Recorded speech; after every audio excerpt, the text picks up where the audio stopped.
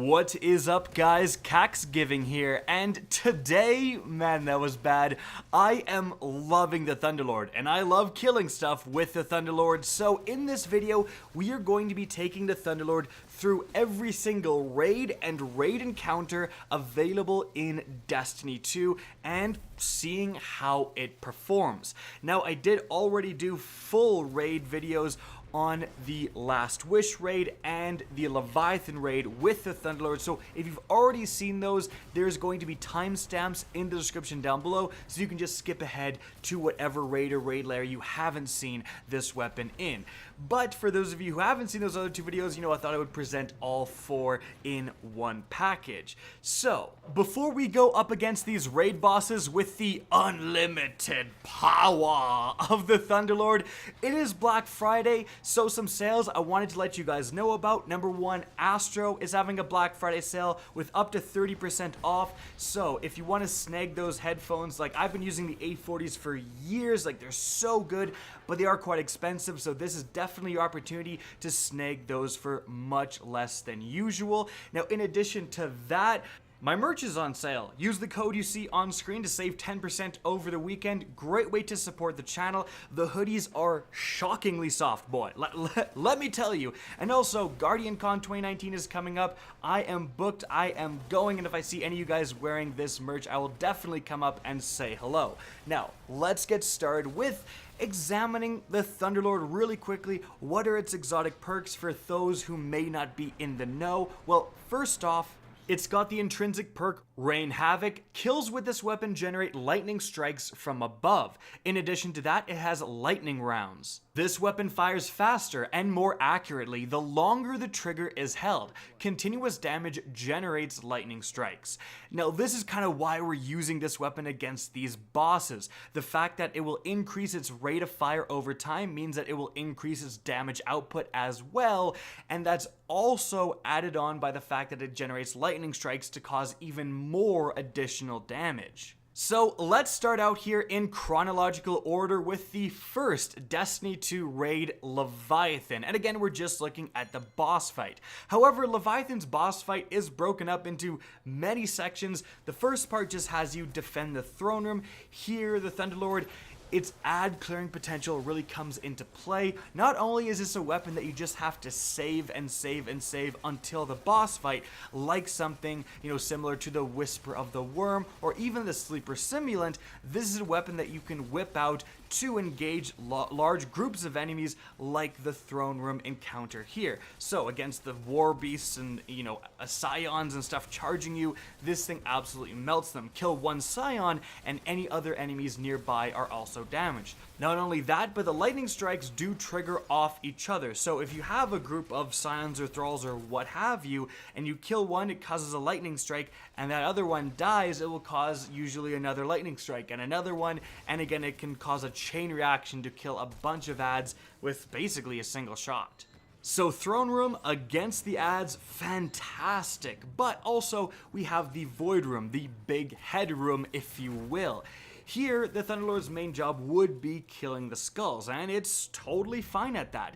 It does have 62 rounds in a magazine. The increase in rate of fire is going to let you just kind of spray and pray and get a lot of skulls in that time frame. However, although it's fantastic at killing these skulls, it does feel kind of like a waste of ammunition when you could be using just a normal auto rifle combined with, a Lunafaction Rift or even a Rally Barricade, like something to give it basically continuous fire by making it not have to reload. And so again, it just doesn't feel like the Thunderlord is doing its full potential here. It just feels like an auto rifle with a massive magazine, because the lightning strikes and stuff really won't be a factor when you are fighting the skulls. So some of its exotic perks are basically pointless in this particular section of this encounter. But moving on from there, when you're talking about actually damaging Calus, things look insanely good.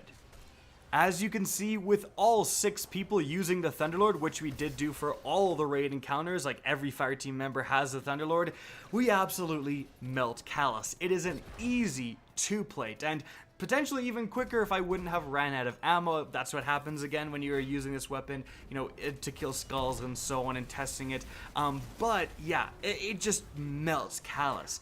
Not only are you getting fantastic damage from the increase in rate of fire and lightning strikes and so on, but the nature of this weapon during the specifically Calus damage phase is very, very good, because once Calus gets 1/3 of his health down, like every third, he does something different. So once that first third goes down, he is going to recoil and fall down, and his stomach is going to open up, and his crit spot is going to change to his stomach and all that stuff.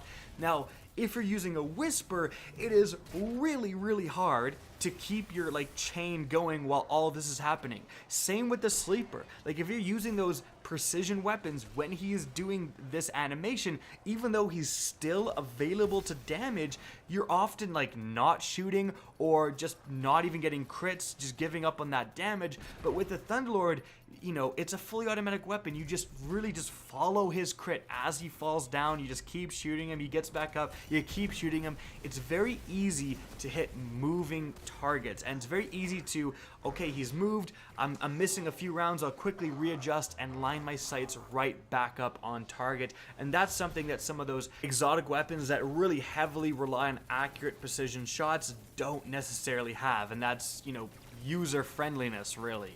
So Calus absolutely melted in just 2 plates.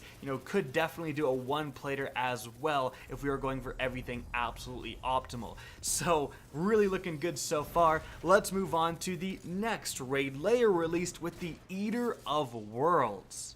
Now, this boss fight also kind of has its own sections. You're going to have to charge up the craniums and then shoot the respective elements to open up Argus's shields and let you actually damage him. And during that whole phase of charging the craniums and all that stuff, just like Throne Room, there's a ton of ads, but frankly, even more than Throne Room, there is a massive amount of Vex that pressure you in this encounter.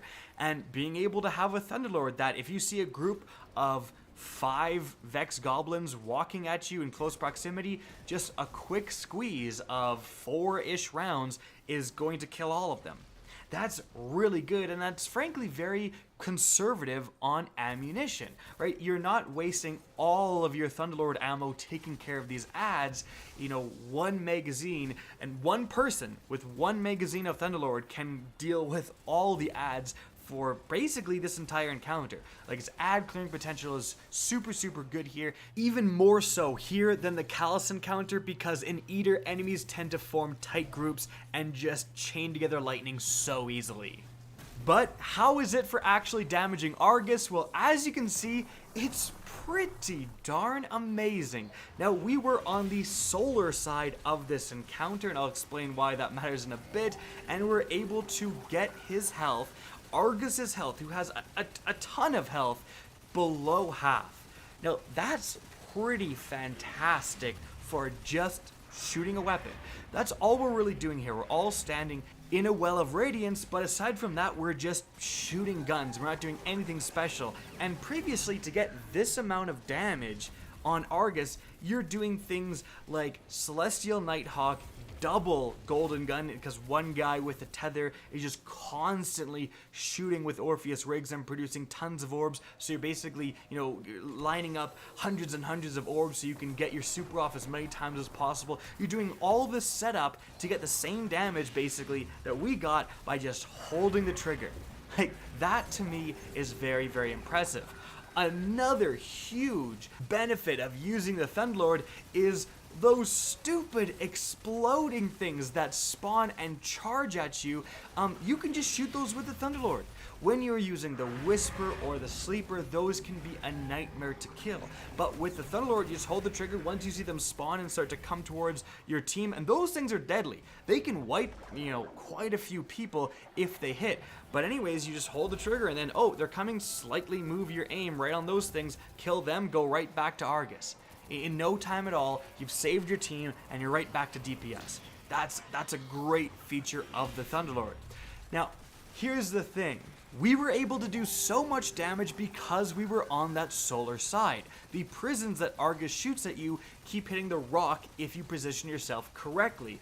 Now, there was some teammates who hadn't done this in a while and a lack of communication, so we didn't shoot his crits correctly after that, so we had to restart, and we went to Arc side.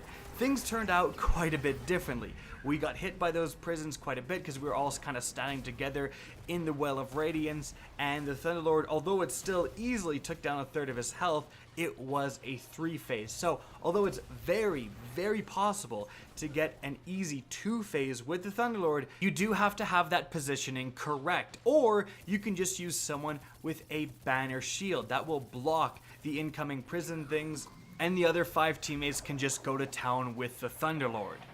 But even if you do get a 3-phase, which remember is the norm for this encounter, the Thunderlord makes things feel easy. You're cutting through those adds, you're doing fantastic damage, you're killing those exploder things during the damage phase. Really the only downside is that with a gun that you just have to hold the trigger to get the optimal DPS, you just keep shooting, keep shooting, keep shooting, and so having to disengage and avoid those prisons can be a problem if you're not accounting for them. But still, it's great, and by the way, it's also really good at killing Argus's crits to get to the next phase.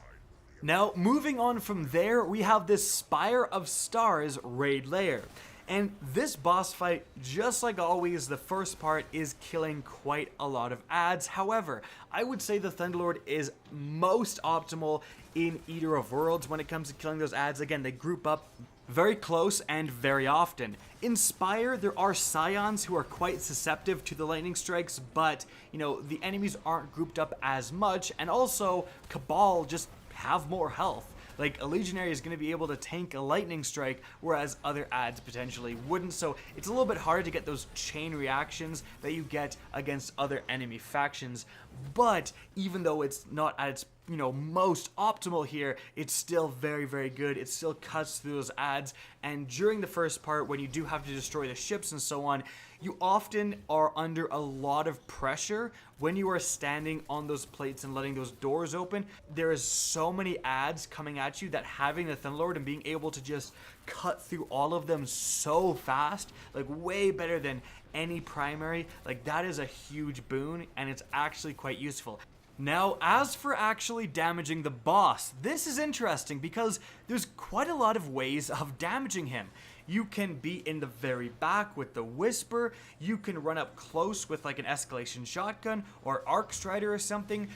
We decide to go in the front left room. You could go to the front right room as well. And even though he actually faces you, and so it can be a little bit hard to hit his crit, which is actually his backpack, the tanks are still, you know, sticking up, so you can still get those crit numbers, and you'll see quite a lot of them pop up when I'm damaging him. But all of us, again, together, pop a Well of Radiance, and if you're in this room, like, you can kind of just get into a position where the missiles he shoots can't get into the room, but you can just barely shoot out of it. Or you can just tank the missiles with a Well of Radiance, as you can see here. And man, oh man, we were able to do a lot of damage. It was nearly a 1-phase. Maybe if we did some things a little bit differently, we could get a 1-phase, like if the Warlocks were getting empowered melees, stuff like that. But man, again, that was incredibly close, and just, it really is better than those traditional boss killing heavies, the Whisper and the Sleeper, that rely on those precision shots. He is moving around a lot just like Calus, and it can be super annoying to hit that tank on his back when he is moving and shooting missiles and stuff like that. You have a pretty small area to hit, but with the Thunderlord, if you start missing, oh, I'll just adjust my aim, I go right back up. It's incredibly consistent.